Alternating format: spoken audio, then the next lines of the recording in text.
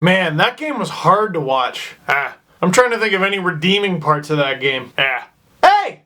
Dude! I'm trying to talk to you here. What are you reading that's got you so distracted? Huh? What? Just let me guess. You're probably reading rumors about how the Leafs are getting Jimmy Vesey. No. Alex Lyon. No. Alex Radulov. No. John Tavares. No. Steven Stamkos. No. What was that last one again? Showtime. Penny point.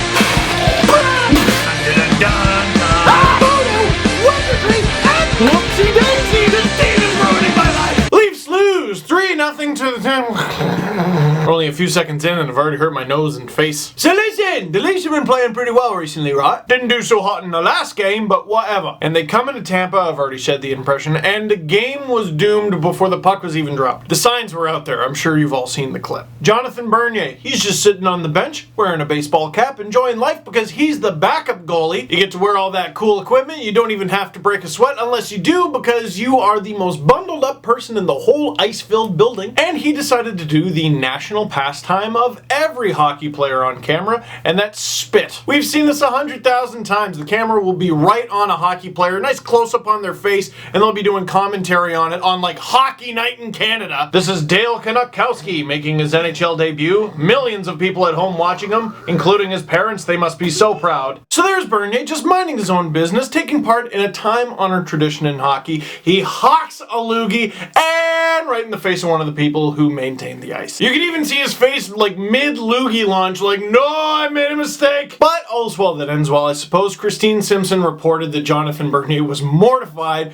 personally requested to meet this person and give them an autograph and stick and all sorts of things. Like an ink autograph this time. Good on Bernier, that sucks. And maybe that will bring the Leafs good luck. And then about 5 minutes in, Brad Boy's wide open cage. Nope. People were calling it a save of the year candidate because Ben Bishop got the paddle on it, which is nice, but if you watch the replay, the puck was going well wide anyway, so maybe Boy should be happy that he got the paddle on it so he didn't look so bad. The second I saw that, I was like, the Leafs are gonna lose, aren't they? And they did! A couple minutes later, the puck takes a funny bounce off the boards, ends up in front with Mike Blunden getting the puck, and that's a goal. With 5.5 to go in the first period, the puck is in the air. Who's got it? Garrett Sparks doesn't know where it is, but Andre Palat does. Play ball, 2-0 Lightning. Second period, okay, the game's not over. The Leafs show a little jump. Excellent feed for Nazem Kadri. Excellent move by Nazem Kadri. Backhand post. Zach Hyman looking good in the offensive zone. William Nylander looking good in the offensive zone. Nothing going in, but they look good. Then Morgan Rielly trying to keep the puck in the Tampa zone with his skate for some reason, and that just goes all kinds of poorly. Steven Stamkos gets the puck, oh dear. Feeds Victor Hedman the puck, oh heavens. Hedman shoots, beats Garrett Sparks. That's the last goal of the game, 3-0. It wasn't Morgan Rielly's game. It wasn't Garrett Sparks' game. It wasn't anyone's game. The Leafs lost 3-0. It's hard to pin it on one guy. Not to mention, the Leafs outshot the Lightning 34-18. Most nights you do that, you're gonna win. It's especially impressive that they did that on the road. But a fluky bounce and a canceled out icing call contribute to the first goal. Sparks loses the puck while it's up in the air, which happens all the time on the second goal. And then a mistake and the puck ending up on Victor Hedman's stick led to the third. That's how you lose a hockey game. Now, there was a bit of a brouhaha at the end of the game that got people going. Cedric Paquette with a big cross-check as time winds down and just everyone pairs off. By the way, what dastardly villain did Cedric Paquette cross-check? I'm sure they deserved it. Probably Nazem Kadri, wasn't it? I bet it was Kadri. He's always driving people nuts. No, actually, it was Brooks Laich. Can we all agree that since James Reimer was traded, Brooks Laich is the Leaf most likely to be related to Santa Claus? You don't touch Brooks Laich! Capitals fans is good, we got this. So, now that we're done talking about that awful game, let's talk about some other things. The Leafs signed a goalie. That's pretty interesting.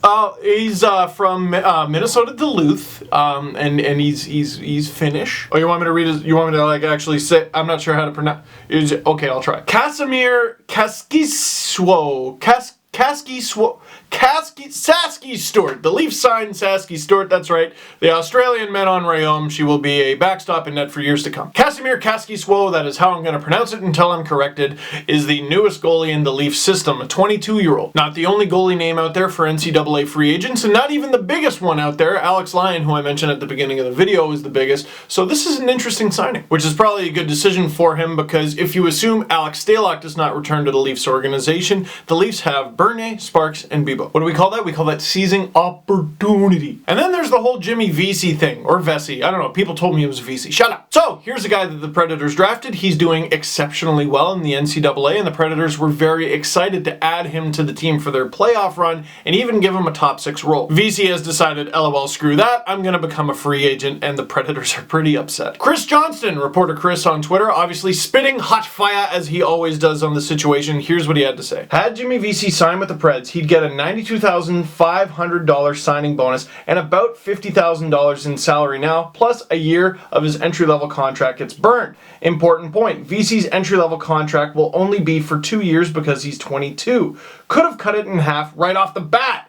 That's why Dave Poile is so frustrated. The Preds had a huge built-in advantage here, especially with a top 6 role and playoffs coming. Should emphasize that I'm not criticizing the choice Vesey made. He earned the right to make it, but he's sacrificing a lot to choose his team. So the plot thickens, and he can't sign anywhere else until mid-August, so it's going to be a story for a while.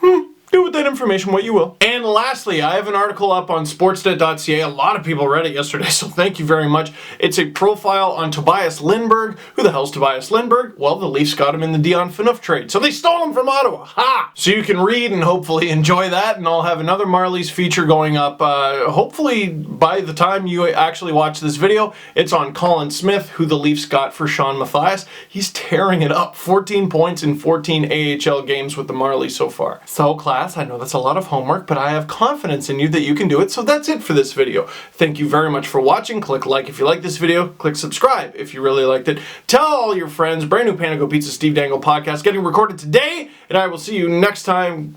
God, this season just kind of keeps going, huh?